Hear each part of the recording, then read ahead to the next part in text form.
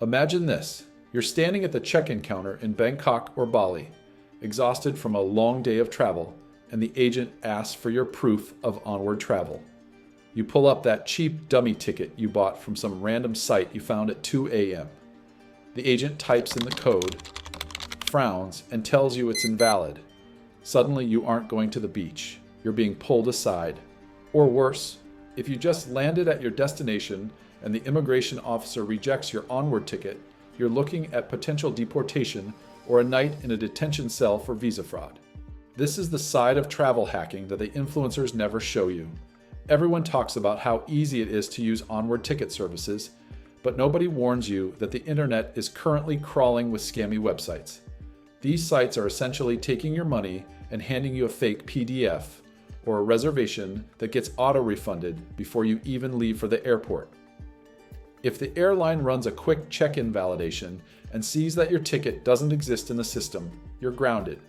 I've heard horror stories of travelers getting all the way to the gate, only for the airline to run a last-minute refund check on their PNR. In one case, a guy was halfway through a layover in Dubai when the airline realized his Onward ticket to the Philippines was a fake. They didn't just tell him he couldn't fly, they flagged him for security.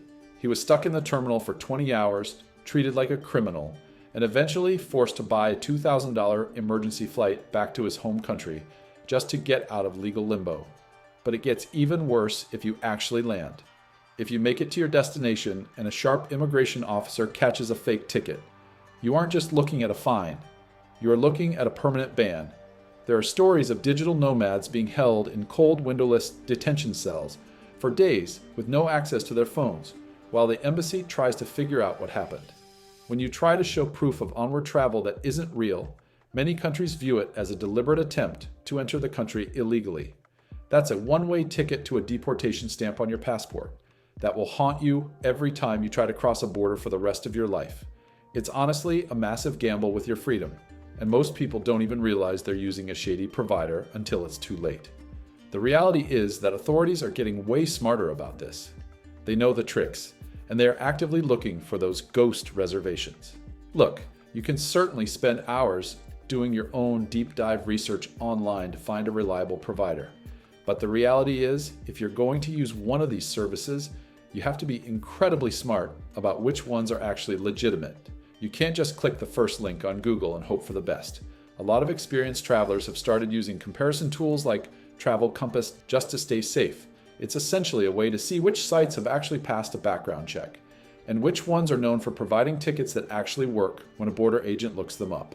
Using a resource like that is a lot better than just crossing your fingers and hoping you don't end up in a holding cell.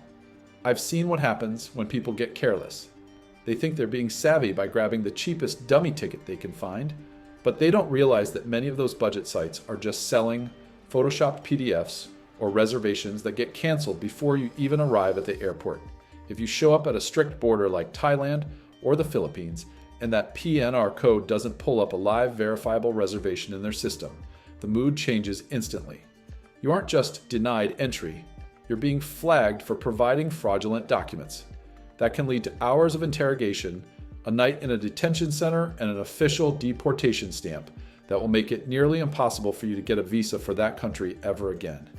At the end of the day, saving $10 or $20 isn't worth a deportation stamp on your passport or the terror of being trapped in legal limbo at an airport. It's the difference between starting your vacation on a beach or starting it in a windowless room with two officers asking you very difficult questions. Thank you for watching. See you in the next video.